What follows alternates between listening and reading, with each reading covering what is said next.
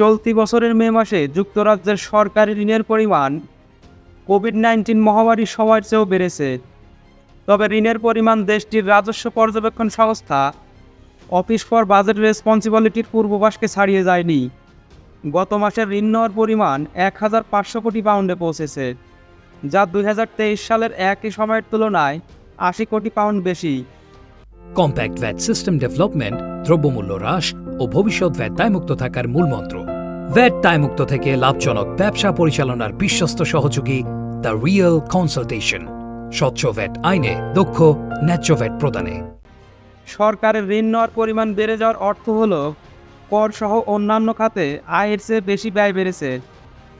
ফলে বড় অঙ্কের ঘাটতি মেটাতে বিকল্প পথে অর্থ সংগ্রহ করতে হচ্ছে। ১৯৯৩ সাল থেকে সরকারি ঋণের পরিসংখ্যান মাসিক ভিত্তিতে প্রকাশ করছে যুক্তরাজ্য সরকার।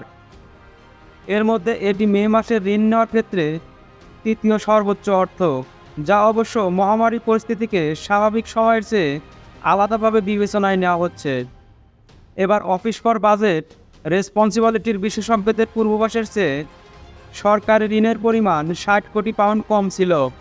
এদিকে অর্থনীতিবিদরা সতর্ক করে বলেন, যুক্তরাজ্যের আসন্ন সাধারণ নির্বাচনে যে দলই জয়ী হোক না কেন, কর আদায়, ব্যয় নিয়ন্ত্রণ ও সরকারি ঋণের ক্ষেত্রেও তারা একই ধরনের চ্যালেঞ্জের সম্মুখীন হবে।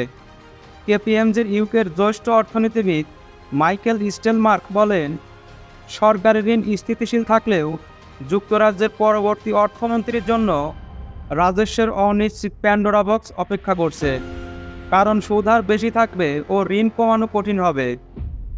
এমন পরিস্থিতিতেই সরকারকে আরও বেশি ব্যয় করতে হবে।